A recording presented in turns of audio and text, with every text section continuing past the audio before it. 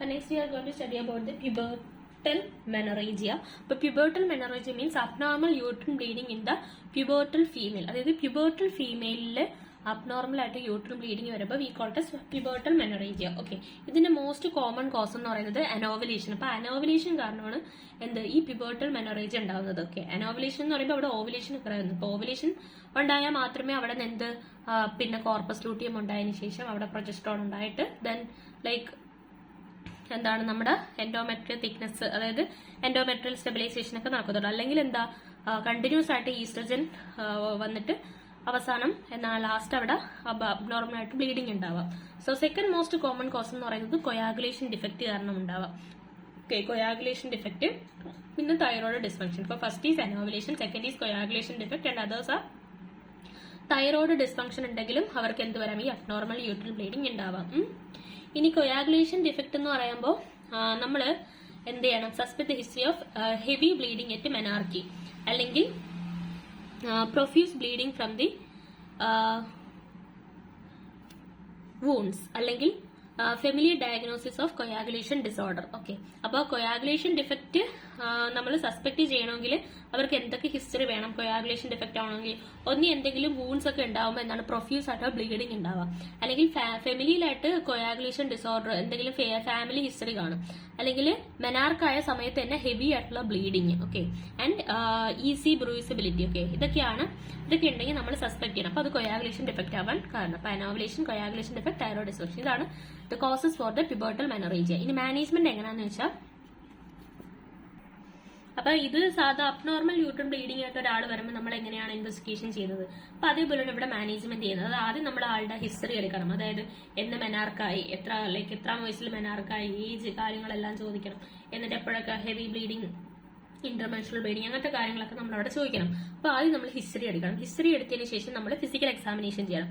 Physical examination ചെയ്യുമ്പോൾ നമ്മൾ നോക്കണം ബോഡിയിൽ എന്തെങ്കിലും കൊയാഗുലേഷൻ ആയുള്ളതുണ്ട്, അതിന്റെ എവിഡൻസ് എന്തെങ്കിലും ബ്രൂയിസസ് അല്ലെങ്കിൽ അങ്ങനത്തെ എന്തെങ്കിലും ഉണ്ടോ നമ്മൾ നോക്കണം. പിന്നെ ഫിസിക്കൽ എക്സാമിനേഷനിൽ അനീമിയ കാണുമല്ലോ, അപ്പൊ പാലർ ഉണ്ടോന്നും, അപ്പൊ അങ്ങനെ കാര്യങ്ങൾ നമ്മൾ നോക്കണം. മനുഷ്യൻ ഒരു വിർജിൻ ആയിട്ടുള്ള ഒരു ഫീമെയിൽ ആണെങ്കിൽ നമ്മൾ പെർവജനൽ എക്സാമിനേഷൻ അവോയ്ഡ് ചെയ്യണം. ഓക്കെ, പിന്നെ നമ്മൾ ഇൻവെസ്റ്റിഗേഷൻസ്. അപ്പൊ ഇത് കാര്യം ചെയ്താൽ നമുക്ക് ഇൻവെസ്റ്റിഗേഷൻ ചെയ്യാം. ഇൻവെസ്റ്റിഗേഷൻസിൽ നമുക്ക് റൊട്ടീൻ ആയിട്ടുള്ള ഇൻവെസ്റ്റിഗേഷൻസ് ചെയ്യാം. ഓക്കെ, റൊട്ടീൻ ഇൻവെസ്റ്റിഗേഷൻസിൽ നമ്മൾ നേരത്തെ പറഞ്ഞ ഹെമറ്റോളജിക്കൽ ടെസ്റ്റുകൾ, ഹീമോഗ്ലോബിൻ ലെവൽ, CBC, PCV ചെയ്യാം, പെരിഫറൽ സ്മിയർ നോക്കാം, സെറം ഫെറിറ്റി ലെവൽസ് നോക്കാം. അതുപോലെ തന്നെ നമുക്ക് coagulation profile, bleeding time, clotting time, prothrombin time, APTT നോക്കാം, പ്ലേറ്റ്ലെറ്റ് കൗണ്ട് നോക്കാം. ഓക്കെ, പിന്നെ നമുക്ക് TSH, തൈറോയ്ഡ് ഫംഗ്ഷൻ ടെസ്റ്റിൽ തൈറോയ്ഡ് സ്റ്റിമുലേറ്റിംഗ് ഹോർമോൺസ്. അപ്പൊ ഈ റൊട്ടീൻ ഇൻവെസ്റ്റിഗേഷൻസ് എല്ലാം നമുക്ക് നോക്കാം. അതിനുശേഷം നമുക്ക് ഇനി സെക്ഷലി ആക്റ്റീവ് ആണെങ്കിൽ മാത്രം നമുക്ക് യൂറിൻ പ്രഗ്നൻസി ടെസ്റ്റ് നോക്കാം. അല്ലാണ്ട് ആണെങ്കിൽ നമുക്ക് UPT ചെയ്യേണ്ട ആവശ്യമില്ല. അതായത് പ്രഗ്നൻസി റോൾ ഔട്ട് ചെയ്യണമല്ലോ. ഇനി നമുക്ക് UST നോക്കാം. UST ആണെങ്കിൽ മാൻഡേറ്ററി അല്ല, മെയിൻ ആയിട്ട് നമ്മൾ ഇതെല്ലാം ചെയ്യുക. എന്നിട്ട് UST മാൻഡേറ്ററി അല്ല, UST വേണമെങ്കിൽ ചെയ്യാം. ഓക്കെ, ഇത്രയാണ് നമ്മൾ മാനേജ്മെന്റ് ചെയ്യുന്നത്. ഇതെല്ലാം കഴിഞ്ഞാൽ നമുക്ക് ട്രീറ്റ്മെന്റിലോട്ട് പോവാം. അപ്പൊ ട്രീറ്റ്മെന്റിൽ മെയിൻ ആയിട്ട് നമ്മൾ 3 ഡ്രഗ്സ് ആണ് ഞാൻ ഇവിടെ പറയുന്നത്. 3 ഡ്രഗ്സ് ഇൻ AUB. ഓക്കെ, ഇവിടെ പറയുന്നത് ഒന്ന് ട്രാൻഎക്സാമിക് ആസിഡ്. അപ്പൊ ഒന്ന് നമ്മളെ നോൺ ഹോർമോണൽ ആയിട്ടുള്ള ട്രാൻഎക്സാമിക് ആസിഡ് ആണ്. അതെന്താണ്, ഫൈബ്രിനോലൈറ്റിക് അല്ലേ, അത് നമുക്ക് കൊടുക്കാം. അതിനുശേഷം നമ്മൾ രണ്ടാമത് കൊടുക്കുന്നത് OCP. ഓക്കെ, OCPs നമുക്ക് കൊടുക്കാം. അത് ഈസ്ട്രജൻ പ്ലസ് പ്രൊജസ്ട്രോൺ കോമ്പിനേഷൻ ആണ് നമ്മൾ കൊടുക്കും.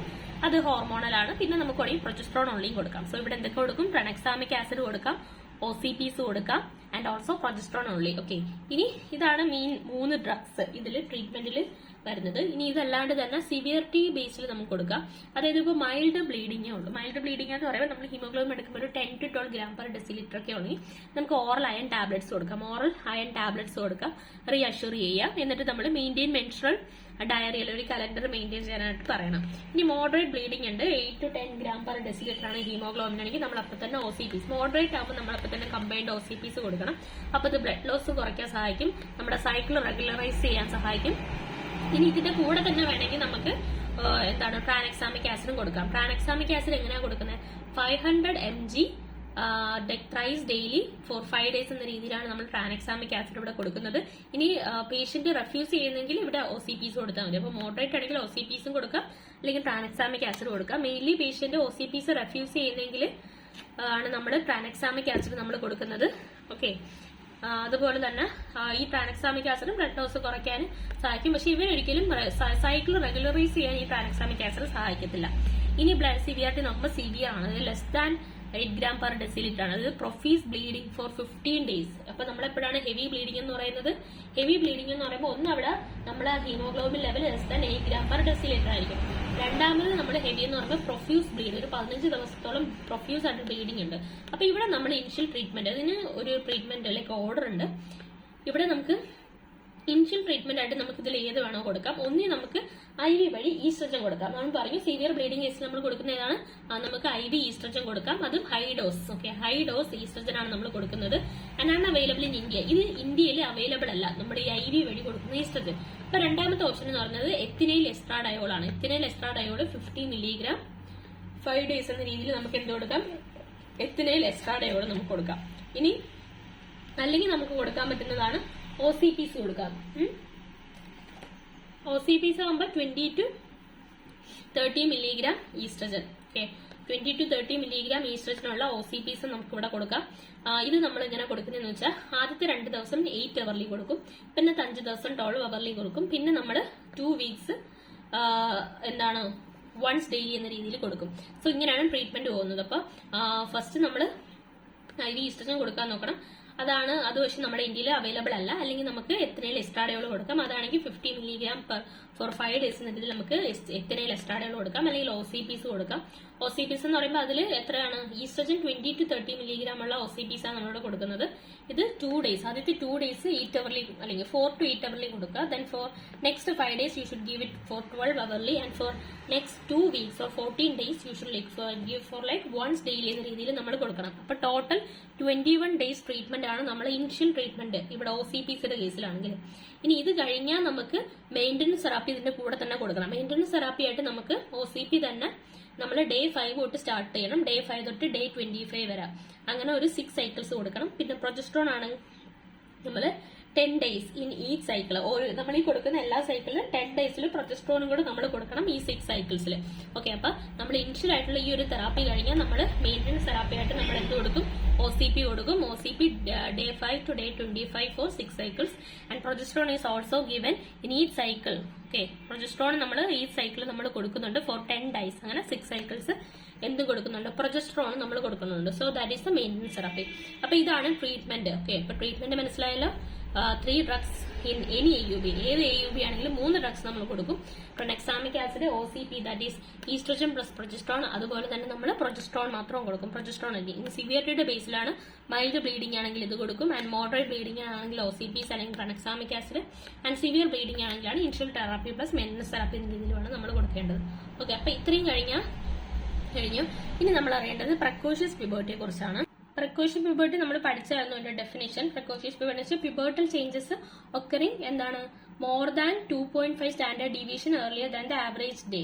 ഓക്കെ, അതായത് ഇപ്പോൾ ഫീമെയിൽസിന്റെ കേസിലാണെങ്കിൽ അവർക്ക് breast development less than 8 years, 8 വയസ്സാവുന്നതിന് മുന്നേ തന്നെ ബ്രസ്റ്റ് ഡെവലപ്മെന്റ് ഉണ്ടാവുന്നു. ഓക്കെ, അതല്ലാണ്ട് ഇപ്പോൾ മെനാർക്ക് ആണെങ്കിൽ തന്നെ 8 വയസ്സിന് മുന്നേ pubertal changes occur before 8 years and menarche occurs before 9 years. അതാണ് ഫീമെയിൽസിന്റെ കേസിൽ നമ്മൾ പറയണമെങ്കിൽ അങ്ങനെ സംഭവിക്കും. അപ്പൊ അത് നമ്മൾ പ്രക്കോഷ്യസ് പ്യൂബർട്ടി എന്നാണ് പറയുന്നത്.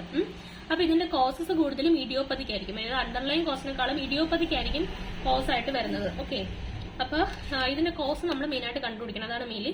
ഇനി കോൺസിക്വൻസസ്. അപ്പൊ ഇങ്ങനെ സംഭവിച്ച ആ കൊച്ചിന് എന്തായാലും സൈക്കോളജിക്കൽ ആയിട്ടുള്ള ഇമോഷണൽ ആയിട്ടുള്ള കുറച്ച് സ്ട്രെസ് ഒക്കെ ഉണ്ടാവും. കാരണം കൊച്ച് എക്സ്പോഷർ ആകാനുള്ള ടൈം ആയിട്ടില്ല. So psychological and emotional stress will be there. And oestrogen exposure at young age, അതായത് ഇത്രയും യങ് ഏജ് തൊട്ട് നമ്മൾ പറയും മെനാർക്കി അറ്റ് യങ് ഏജ് എന്ന് പറയുന്നത് പലതിന്റെയും റിസ്ക് ഫാക്ടർ ആയിട്ട് വരുന്നതാണ്. So oestrogen exposure at young age and risk related to underline cause. ഈ റിസ്ക് റിലേറ്റഡ് ആയിട്ടുള്ള കുറച്ച് അണ്ടർലൈൻ കോസ് അങ്ങനത്തെ കാര്യങ്ങൾ, അതായത് ഇത് റിലേറ്റഡ് ഒരു അണ്ടർലൈൻ കോസ് ഉള്ള, അപ്പൊ അത് ബേസിലുള്ള റിസ്ക്കും കാര്യങ്ങളൊക്കെ ഉണ്ട്. ഇതാണ് കോൺസിക്വൻസസ്. ഇനി നമുക്ക് ടൈപ്സ് ഓഫ് പ്രക്കോഷ്യസ് പ്യൂബർട്ടി ആണ് അടുത്ത മെയിൻ. അപ്പൊ ടൈപ്സ് ഓഫ് പ്രക്കോഷ്യസ് പ്യൂബർട്ടി പറയുമ്പോൾ മെയിൻലി 3 ഉണ്ട്. സെൻട്രൽ അഥവാ ട്രൂ പ്രക്കോഷ്യസ് പ്യൂബർട്ടി ഉണ്ട്, പെരിഫറൽ പ്രക്കോഷ്യസ് പ്യൂബർട്ടി ഉണ്ട്. ഇതിൽ സെൻട്രൽ അഥവാ പ്രക്കോഷ്യസ് പ്യൂബർട്ടിന് നമ്മൾ പറയുന്ന മറ്റൊരു പേരാണ് ഗൊണാഡോട്രോഫിൻ ഡിപ്പെൻഡന്റ് എന്ന് പറയും. ഓക്കെ, ഗൊണാഡോട്രോഫിൻ ഡിപ്പെൻഡന്റ് ആയിട്ടുള്ളത് അല്ലെങ്കിൽ ട്രൂ പ്രക്കോഷ്യസ് പ്യൂബർട്ടി അല്ലെങ്കിൽ സെൻട്രൽ പ്രക്കോഷ്യസ് പ്യൂബർട്ടി. ഇനി പെരിഫറൽ പ്രക്കോഷ്യസ് പ്യൂബർട്ടി എന്ന് പറയുന്നത് ഒന്നുണ്ട്. സോ ഇതാണ് മെയിൻ ആയിട്ടുള്ള 2 ടൈപ്പ് പ്രക്കോഷ്യസ് പ്യൂബർട്ടി. ഇതിൽ 80%, അതായത് മോസ്റ്റ് കോമൺ ആയിട്ട് കാണുന്നത് നമ്മുടെ സെൻട്രൽ അഥവാ ട്രൂ പ്രക്കോഷ്യസ് പ്യൂബർട്ടിയാണ്. ബാക്കി 20% മാത്രമാണ് നമ്മുടെ പെരിഫറൽ പ്രക്കോഷ്യസ് പ്യൂബർട്ടി ഉള്ളത്. Okay, peripheral precocious puberty. ഇനി ഇത് കൂടാണ്ട് ഒരു ഇൻകംപ്ലീറ്റ് അഥവാ ഒരു പാർഷ്യൽ പ്രക്കോഷ്യസ് പ്യൂബർട്ടിയും കൂടെ ഉണ്ട്. അതൊരു ക്ലാസിഫിക്കേഷൻ ആയിട്ട് അതും കൂടെ ഉണ്ട്, അതുകൂടെ പറയുന്നില്ല. ഇപ്പൊ ഇത് 2 നമുക്ക് നോക്കാം. സോ ഇതിന്റെ ഇൻസിഡൻസ് നമ്മൾ പറഞ്ഞു. ഇനി ഇതിന്റെ പത്തോളജി, അതായത് സെൻട്രൽ പ്രക്കോഷ്യസ് പുബേർട്ടിന്റെ പത്തോളജി പറയുമ്പോൾ pre mature activation of HPO axis. Okay, അതായത് ഇവിടെ നമ്മുടെ ഹൈപ്പോതലാമിക് പിറ്റ്യൂട്ടറി ആക്സിസ് എന്താണ് ഇഡിയോപ്പതിക് ആയിട്ട് പ്രീ മെച്യൂർ, അതായത് പ്രീ മെച്യൂർ ആയിട്ട് ഇത് ആക്ടിവേറ്റഡ് ആയി. ഇപ്പൊ സാധാരണ രീതിയിൽ പ്യൂബർട്ടിയിലാണ് ഇത് ആക്ടിവേറ്റഡ് ആവുന്നത്, അതായത് ഒരു പർട്ടിക്കുലർ ഏജ് ഉണ്ട് അത് ആക്ടിവേറ്റഡ് ആവാൻ. അപ്പൊ here this is activation of this HPO axis is prematurely it gets activated. അപ്പൊ പ്രീമെച്യൂർലി ആക്ടിവേറ്റ് ചെയ്യുമ്പോൾ ഇത് ആക്ടിവേറ്റ് ചെയ്യുമ്പോൾ സ്വാഭാവികമായിട്ട് GnRH റിലീസ് ആവും. GnRH കൂടുന്നതനുസരിച്ച് നമ്മുടെ pituitary start releasing FSH and LH. അങ്ങനെ FSH LH കൂടുന്നു, അതുവഴി നമ്മുടെ ഓവറി സ്റ്റാർട്ട് റിലീസിങ് ഈസ്ട്രജൻ. അപ്പൊ ഈസ്ട്രജന്റെ അളവ് ഇവിടെ കൂടി. That is a central or true. But in peripheral what is the pathology? Peripheral അത് it is not related to HPO axis. HPO ആക്സിസിന് റിലേറ്റഡേ അല്ല. ഓക്കെ, ഇവിടെ മെയിൻലി എന്താ സംഭവിക്കുന്നത് വെച്ചാൽ നമ്മുടെ ഓവറി, ഓക്കെ, അവർ ovary or the adrenal gland start releasing the estrogen. അതായത് ഓവറി എന്ത് ചെയ്യും? That start releasing estrogen and the adrenal gland start producing androgens. അപ്പൊ നമുക്കറിയാം androgen will be converted to oestrogen by the aromatic enzyme. അപ്പൊ മൊത്തത്തിൽ ഇവിടെ oestrogen കൂടിയാണ്. അവിടെ HPO ആക്സിസുമായിട്ടൊന്നും റിലേറ്റഡ് അല്ല. Just ovary is releasing more oestrogens and ഇത് നെഗറ്റീവ് ഫീഡ്ബാക്ക് വഴി this will reduce the FSH and LH. അപ്പൊ ഈസ്ട്രജൻ ഒരുപാട് കൂടുന്നതനുസരിച്ച് there will be a negative feedback and by the FSH and LH gets reduced. അപ്പൊ അതാണ് peripheral പ്രക്കോഷ്യസ് പുബേർട്ടിയിൽ നടക്കുന്നത്. ഇനി നമ്മൾ പറയുന്നുണ്ട്, അപ്പൊ here this is dependent, gonadotrophin dependent ആയിട്ടുള്ളതാണ് ഇവര്. അപ്പോ this one is gonadotrophin independent ആയിട്ടുള്ളതാണ് നമ്മളെ പെരിഫറൽ പ്രക്കോഷ്യസ് പുബേർട്ടി എന്ന് പറയുന്നത്. Okay, peripheral precocious puberty is independent of the gonadotrophin. Okay, അതുകൊണ്ട് തന്നെ ഇതിന് നമ്മൾ സ്യൂഡോ പ്രക്കോഷ്യസ് പുബേർട്ടി എന്ന് പറയും. It is also known as pseudo precocious puberty. Precocious puberty പോലെ ഇരിക്കുന്നത് സ്യൂഡോ കണക്കത്തതാണ്. ഓക്കെ, അപ്പൊ ഇവിടെ FSH LH കൂടുന്നുണ്ട്, നമ്മൾ കണ്ടു. ആൻഡ് ഇവിടെ FSH LH കുറയുന്നുണ്ട്. ഈസ്ട്രജൻ ഇവിടെ കൂടുന്നുണ്ട്. ഇവിടെ ഈസ്ട്രജൻ മാത്രമല്ല ഓർ ആൻഡ്രോജനും ഇവിടെ കൂടുന്നുണ്ട്. ഇവിടെ പ്രീമച്യൂർ ആയിട്ട് ഓവുലേഷൻ നടക്കുന്നുണ്ട്. അതായത് ഇവിടെ premature activation of HPO axis oestrogen release ആകുന്നുണ്ട്. പ്രീമച്യൂർ ആയിട്ട് ഇവിടെ എന്ത് ഓവുലേഷൻ സംഭവിക്കുന്നുണ്ട്. പക്ഷേ ഇവിടെ പ്രീമച്യൂർ ഓവുലേഷൻ ഒന്നും ഇവിടെ സംഭവിക്കുന്നില്ല. കാരണം ഇവിടെ ഈസ്ട്രജൻ കൂടുന്നുണ്ടെങ്കിൽ അത് നെഗറ്റീവ് ഫീഡ്ബാക്ക് വഴി FSH LH ഇവിടെ കുറയുവാണ്. അതുകൊണ്ട് തന്നെ ഇവിടെ there is no premature ovulation occur in this case, but here premature ovulation occurs. Okay, അതാണ് premature ovulation ഇവിടെ occur ചെയ്യത്തില്ല. Okay, next is premature menarche. ഇനി പ്രീമച്യൂർ മെനാർക്കി, അപ്പൊ ഇവിടെ മെനാർക്കി സംഭവിക്കും premature menarche less than 10 years. Okay, year. ഇനി ഇവിടെ premature menarche ഉണ്ടാവാം, ഉണ്ടാകാണ്ടിരിക്കാം due to estrogen breakthrough. അതായത് ഇവിടെ ഈ പ്രീമച്യൂർ മെനാർക്ക് ഉണ്ടാവോ ഇല്ല എന്ന് നമുക്ക് അറിയത്തില്ല. ചിലപ്പോൾ ഉണ്ടാവും, പക്ഷെ ഉണ്ടാവുന്നെങ്കിൽ അത് mainly due to estrogen breakthrough bleeding ആയിരിക്കും ഇവിടെ ഉണ്ടാവുന്നത്. And here it is isosexual and it is heterosexual and heterosexual. അതായത് ഇത് ഐസോസെക്ഷൽ വർക്കാണ് കാണുന്നതെങ്കിൽ ഇത് രണ്ടുപേർക്കും കാണും. Okay, that's it. അതാണ് മെയിൻ ഡിഫറൻസ്.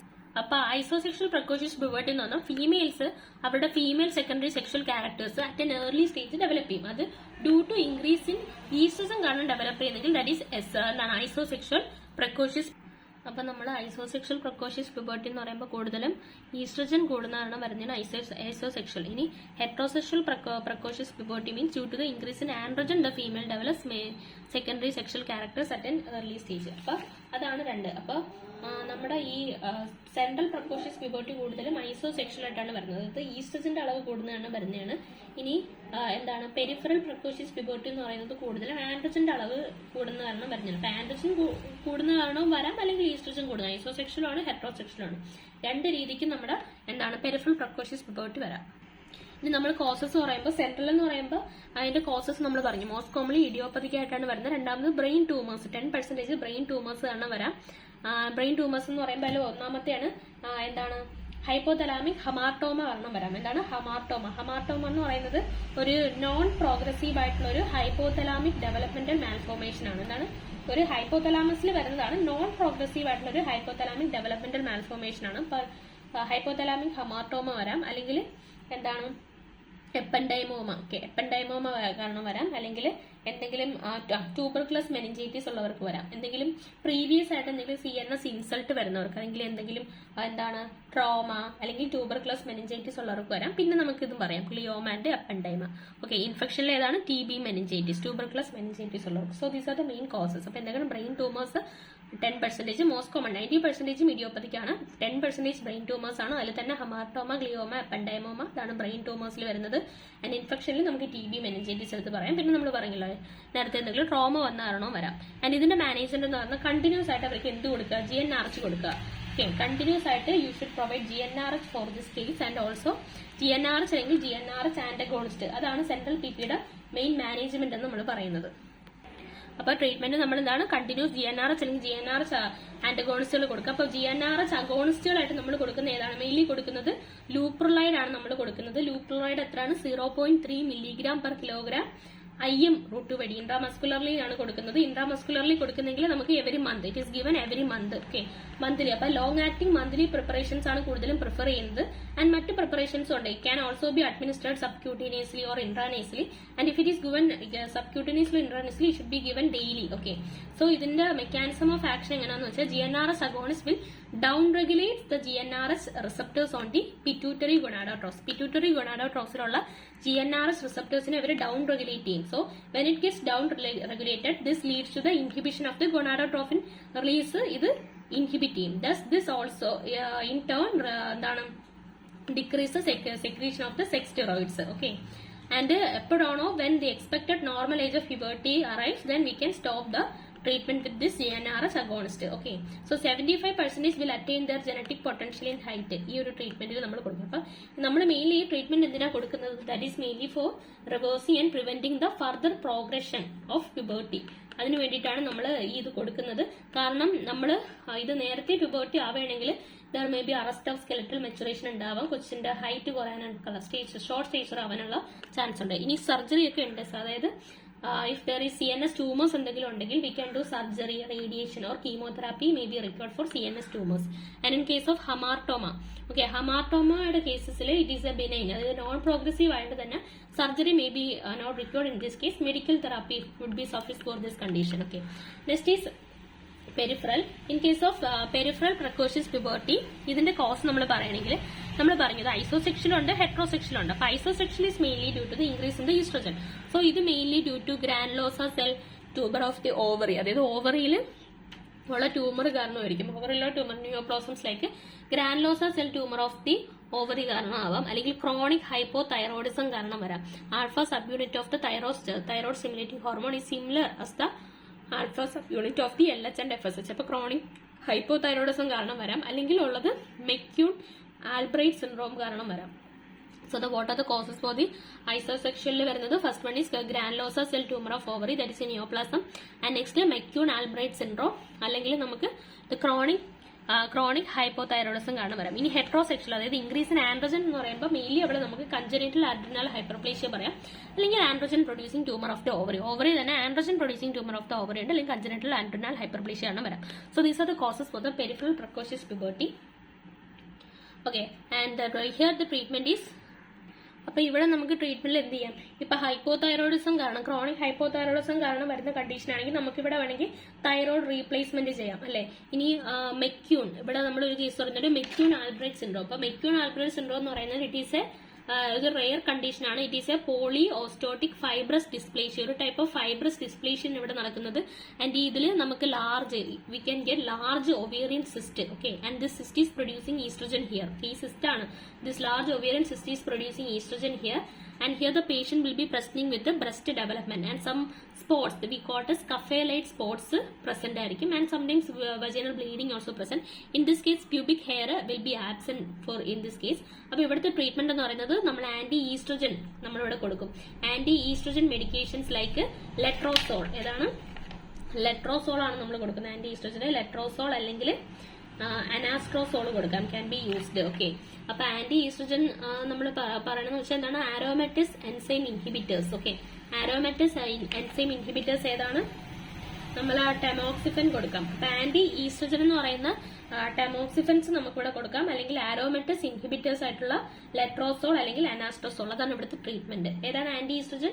ടെമോക്സിഫൻ, അല്ലെങ്കിൽ aromatase inhibitors like anastrozole or letrozole can be given in this case. Okay, പിന്നെ മെയിൻ ആയിട്ട് നമ്മൾ ഈ മെക്യൂൺ ആൽബ്രൈറ്റ് സിൻഡ്രോമിൽ കൊടുക്കുന്നത് ഏതാണ്? Pamidronate constitutes a current option in the treatment. അതായത് ഫൈബ്രസ് ഡിസ്പ്ലേഷ്യ ആണല്ലോ ഇവിടെ സംഭവിക്കുന്നത്. അപ്പൊ മെയിൻലി നമ്മൾ ഇവിടെ കൊടുക്കുന്നത് ഏതാണ്? വി ഗിവ് ഹിയർ പാമിഡ്രോണേറ്റ് ആണ് കറന്റ് ഓപ്ഷൻ ആയിട്ട് കൊടുക്കുന്നത്. പക്ഷെ നമുക്ക് ഈ സാധനങ്ങൾ കൊടുക്കാം, ഞാനിപ്പോ പറഞ്ഞ ട്രീറ്റ്മെന്റ് പ്ലാനും അവർക്കുണ്ട്. പക്ഷേ പ്രോംപ്റ്റ് മെയിൻ ആയിട്ട് നമ്മൾ കൊടുക്കുന്നത് ഇപ്പോൾ പാമിഡ്രോണേറ്റ് ആണ് കൊടുക്കുന്നത്. So that is A treatment here. അപ്പോൾ മെയിൻലി ഇവരുടെ ട്രീറ്റ്മെന്റ് എന്ന് പറയുന്നത് ട്രീറ്റ് ദ അണ്ടർലൈൻ കോസ് എന്താണോ അത് കണ്ടുപിടിച്ചിട്ട് അതിന് വേണ്ടിയിട്ടുള്ള ട്രീറ്റ്മെന്റ് കൊടുക്കുക. ഇനിയിപ്പോൾ എന്തെങ്കിലും ട്യൂമർ ഒക്കെ ആണെങ്കിൽ ആ ട്യൂമറിനെ നമ്മൾ എന്ത് ചെയ്യുക? റിമൂവ് ചെയ്യുക. You should remove the tumour. Okay, അപ്പൊ നമ്മൾ മറ്റേ മെക്യൂൺ ആൽബ്രറ്റ് സിൻഡ്രോം പറഞ്ഞായിരുന്നു. ഇതിലാണ് നമുക്ക് കഫേ ലൈറ്റ് സ്പോട്സ്, അത് ഒരു ടൈപ്പ് ഓഫ് ലൈക്ക് കുറച്ച് ഹൈപ്പർ പിഗ്മെന്റഡ് ആയിട്ടുള്ള പാച്ചസ് നമ്മുടെ ബോഡി നമുക്ക് കാണാൻ പറ്റും. പിന്നെ പോളിയോസ്റ്റോട്ടിക് ആയിട്ടുള്ള ഫൈബ്രസ് ഡിസ്പ്ലേഷ്യൻ അവിടെ സംഭവിക്കുന്നത്. ഇവിടെ ഏതാണ് പാമിഡ്രോണേറ്റ് ആണ് ഇവിടെ കൊടുക്കുന്നത്. ആൻഡ് പത്തോജനസിസ് എങ്ങനെ, അതായത് ഇതിന്റെ പത്തോജനസിസ് പറയുന്നുണ്ട്. അതായത് ജി പ്രോട്ടീൻ കപ്പിൾഡ് റിസപ്റ്റേഴ്സ്, അതായത് അതാണ് FSH റിസപ്റ്റേഴ്സിന്റെ മ്യൂട്ടേഷൻ സംഭവിക്കും. ഇപ്പൊ FSH റിസപ്റ്റേഴ്സ് മ്യൂട്ടേറ്റഡ് ആയ അവിടെ ആക്ടിവേഷൻ ഓഫ് സിഗ്നലിംഗ് പാത്വേ വഴി oestrogens released out to the activation of the ovaries. അപ്പൊ അതാണ് ഇവിടെ മെക്യൂൺ ആൽബ്രറ്റ് സിൻഡ്രോമിൽ നടക്കുന്ന mutation of the G protein coupled receptors. Okay, and ഇവിടുത്തെ മെയിൻ ഇൻവെസ്റ്റിഗേഷൻസ് നമുക്ക് ഫസ്റ്റ് ഇൻവെസ്റ്റിഗേഷൻ ആയിട്ട് നമുക്ക് ബോണിന്റെ ഏജ് എസ്റ്റിമേഷൻ നടത്താം. പിന്നെ നമുക്ക് FSH-LH നോക്കാം. അതായത് FSH-LH ഒന്നിൽ കൂടുതലും മറ്റൊരു കുറവാണ്. അപ്പൊ FSH-LH the best investigation differentiate the central and the peripheral precocious puberty. പിന്നെ നമുക്ക് ഈസ്ട്രജൻ ആൻഡ് TSH. അപ്പൊ FSH-LH നോക്കാം. പിന്നെ thyroid function test TSH, thyroid stimulating hormone നോക്കാം. അതായത് ഹൈപ്പോതൈറോയിഡിസം കാണുന്ന, അപ്പൊ നമ്മൾ chronic hypothyroidism in peripheral precocious puberty. പിന്നെ ഈസ്ട്രജന്റെ അളവ് നമുക്ക് നോക്കാം. പിന്നെ നമുക്ക് MRI ബ്രെയിൻ, എന്തെങ്കിലും ട്യൂമേഴ്സ് എന്തെങ്കിലും ഉണ്ടോ എന്ന് അറിയാനായിട്ട് നമുക്ക് MRI ബ്രെയിൻ എടുത്ത് നോക്കാം. പിന്നെ നമുക്ക് USG, അതായത് USG പെൽവിസ് ആൻഡ് അബ്ഡമൻ, പെൽവിസിന്റെയും അബ്ഡമന്റെയും USG എടുത്ത് നോക്കാം. അതായത് നമ്മൾ പറഞ്ഞായിരുന്നു ദാറ്റ് ഈസ് ദ കുറച്ച് neoplasms of the ovary, like granulosa cell tumours അങ്ങനത്തെ. പിന്നെ ഒവേറിയൻ സിസ്റ്റം ഉണ്ട്, ഫംഗ്ഷണൽ ഒവേറിയൻ സിസ്റ്റം. അപ്പൊ ഒവേറിയൻ സിസ്റ്റൊക്കെ ലൈക്ക് 15 മില്ലിമീറ്റർ ഡയമീറ്റർ ഉള്ള ഒവേറിയൻ സിസ്റ്റൊക്കെ അൾട്രാസൗണ്ട് ചെയ്ത് നോക്കുകയാണെങ്കിൽ നമുക്ക് യൂണിലാറ്ററൽ ബയലാറ്ററൽ ഒവേറിയൻ സിസ്റ്റ് നമുക്ക് കാണാൻ പറ്റും. ഈ ഒവേറിയൻ സിസ്റ്റൊക്കെ ഉണ്ടെങ്കിൽ they will produce automatically they will be producing the oestrogens and they will be transient breast development and vaginal bleeding ഒക്കെ കാണാൻ പറ്റും.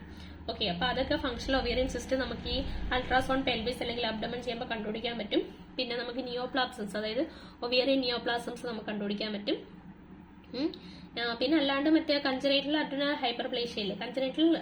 ഹൈപ്പർപ്ലേഷ്യയില് മെയിൻലി ആൻഡ്രോജൻസ് ആണ് റിലീസ്ഡ് ആവുന്നത്. അപ്പൊ അവിടെ മെയിൻലി കൊച്ചിന് ക്ലൈറ്റോറോ മെഗാലി ഒരു പ്രസന്റിംഗ് സിംറ്റം ആയിട്ട് വരാം. അല്ലെങ്കിൽ അവർക്ക് കൊച്ചിന് കൂടുതൽ pubic hair in A girl of pre pubertal age, അതാണ് മറ്റതിൽ വരുന്നത്. അപ്പൊ ഇതൊക്കെയാണ് ഇൻവെസ്റ്റിഗേഷൻ ചെയ്യുന്നത്. ഇനി ഇൻവെസ്റ്റിഗേഷൻ ഓഫ് ഞാൻ പറഞ്ഞില്ല ഹെട്രോസെക്ഷൽ പ്രക്കോഷ്യസ് പ്യൂബർട്ടി. അപ്പൊ ഹെട്രോസെക്ഷൽ പ്രക്കോഷ്യസ് പ്യൂബർട്ടി ആണെങ്കിൽ ആൻഡ്രോജൻസ് കാരണമാണ് കൊച്ചിന് അവിടെ പ്രക്കോഷ്യസ് പ്യൂബർട്ടി വന്നിട്ടിരിക്കുന്നത്. അപ്പൊ നമ്മൾ അവിടെ കൊച്ചിന് മെയിൻ ആയിട്ട് അവരുടെ ടെസ്റ്റോസ്റ്ററോൺ ലെവൽസ് നോക്കണം. എന്തൊക്കെ നോക്കണം? ടെസ്റ്റോസ്റ്ററോൺ ലെവൽസ് നോക്കണം, DHEAS നോക്കണം, DHEAS നോക്കണം. What is the full form of DHEAS അറിയോ?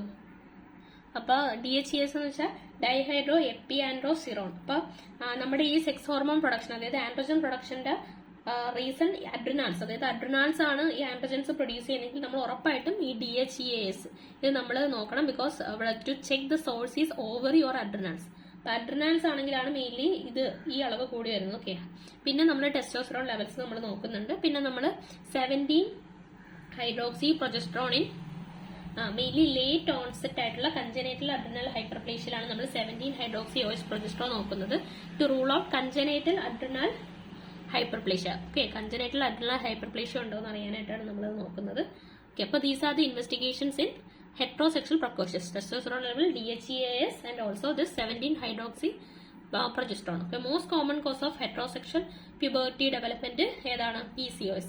And the most common cause of heterosexual precocious puberty is അതായത് heterosexual precocious puberty യുടെ റീസൺ congenital adrenal hyperplasia ആണെങ്കിൽ most common cause of heterosexual puberty development, അതായത് heterosexual ആയിട്ടുള്ള puberty development ഉണ്ടാവാനുള്ള reason PCOS ആണ്. Okay, അത്രയും മതി.